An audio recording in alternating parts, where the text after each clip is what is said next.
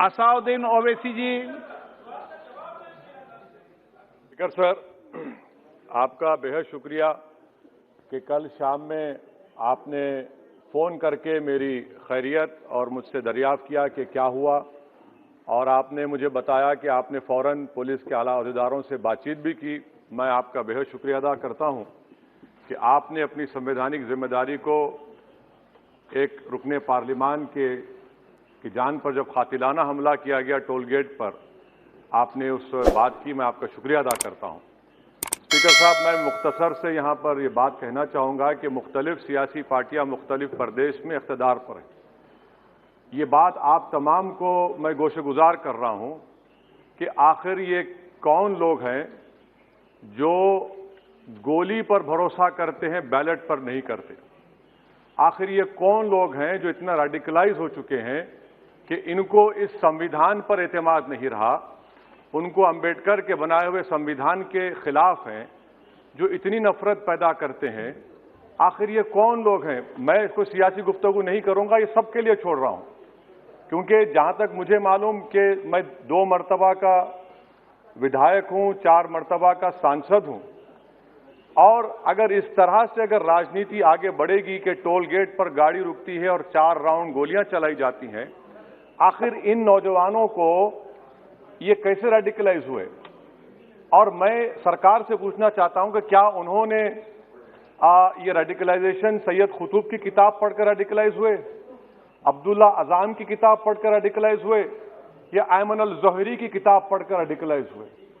इसीलिए मैंने सरकार से 2015 में कहा था कि इंटरनल सिक्योरिटी डिपार्टमेंट MHA में उसमें तमाम मज़ाहिब के लोगों का एक काउंटर रेडिकल सेल बनाइए आप। और सर, ये रेडिकलाइज हो चुके हैं तो भारत की इससे राइट विंग कम्युनिज्म और टेररिज्म बढ़ेगा।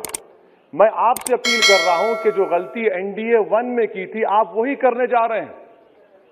आपको नुकसान होगा, आपकी सरकार को नुकसान होगा, देश को तो, देश की सालिमियत को खतरा तो पैदा हो रहा है। सर, मैं आपके जरिए से सरकार को यह भी बताना चाहूंगा कि जिन लोगों ने ये रेडिकलाइजेशन किया है, आप इस पर गौर करिए, इन पर UAPA क्यों नहीं लगाते आप? अगर कोई स्पीच देता है, अगर कोई फेसबुक पर किसी क्रिकेट मैच पर किसी टीम की तारीफ करता है तो UAPA लगता है। एक सिटिंग MP के ऊपर UAPA नहीं लगेगा सर। मैं सरकार पर छोड़ता हूं।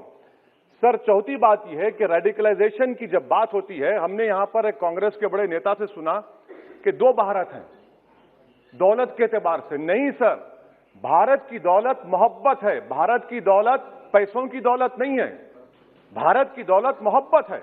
हां, 2 भारत हैं, एक मोहब्बत पर जो पिछले कई वर्षों से आबाद है, और एक नफरत पर भारत बन रहा है। तो क्या आप दौलत की भारत की मिसाल देंगे या मोहब्बत की भारत की मिसाल देंगे? अगर मोहब्बत की भारत की मिसाल देंगे तो उसमें आपको मेरी जबान को रोकने के लिए गोली चलाने की जरूरत नहीं है। इस 2 भारत को समझने की जरूरत है। सर, खत्म सर, मुझे खत्म सर सुनिए सर, मैंने करीब से 6 फीट से गोलियां देखी। मुझे बोलने दीजिए सर, हो सकता है कि कल दिन ना देखूं मैं। अगर मैं यहां पर नहीं बोलूंगा तो कहां बोलूंगा सर? आप मुझे प्लीज बोलने दीजिए। सर, मैं आपसे गुजारिश ये करना चाहूंगा कि आप हरिद्वार में, रायपुर में और इलाहाबाद प्रयागराज में मेरे बारे में क्या कहा गया? आपके NIB की रिपोर्ट है ना, आप क्यों छुपा रहे उसको? देखिए, मैं मौत से नहीं डरने वाला हूं, हम सबको जाना है इस दुनिया से, बल्कि मैंने कह दिया कि मैं इस वतन में पैदा हुआ, मेरी मां की कोख से तो जमीन पर लिटाया गया। जब मेरी आंख बंद हो जाएगी तो इंशाल्लाह औरंगाबाद की जमीन मुझे दफनाया जाएगा।